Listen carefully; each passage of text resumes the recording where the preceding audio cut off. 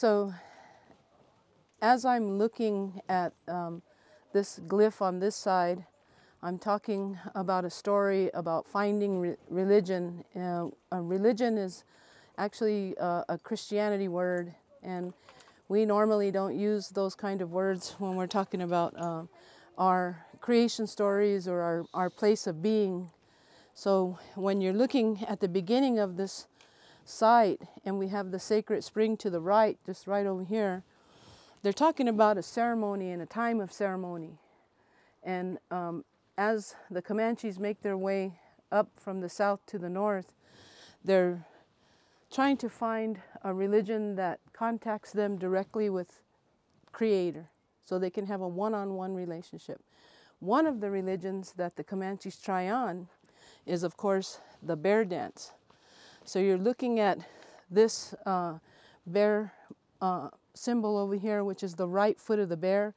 So that means life. When you're looking at this panel, you have to read it from right to left, because that's the whole story.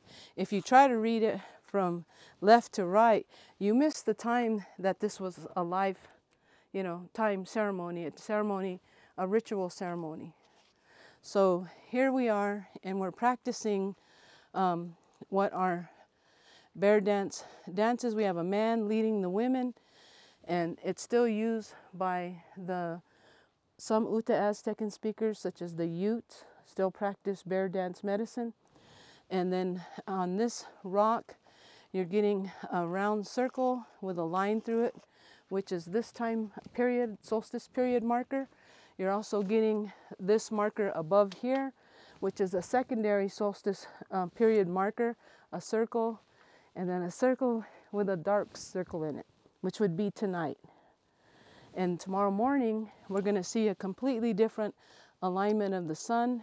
And what happens during this time period of the solstice marker is that these dancers here, as they're performing this ceremony, they're attacked by an enemy. Now the enemy we call the head takers or head crushers come here, and they disrupt this ceremony, and they take the heads of our people. And because this was symbolic of a good time, a place of being, they taking these negative flakes, which are scars. If you're a flint knapper, you know that these are scallop scars, and you can see how they've removed and tried to remove the heads of these people that are standing here that were once alive and dancing. And this group of people up here, their heads are all gone. So what happens during the solstice is the sun aligns, the shadow of the sun aligns with this rock, and it completely takes their heads off. So they're telling this story of that time period on this rock face and the time that all of this occurs. You have a man up here on this. He's got a buffalo headdress, a rattle in his hand, a gourd dance rattle, and he's bringing us into this ceremony, this time of being. So here, this little symbol is also about 2 rocks away toward the east. And you can see how they disrupted the story, because this is gone now. This part of this story is removed.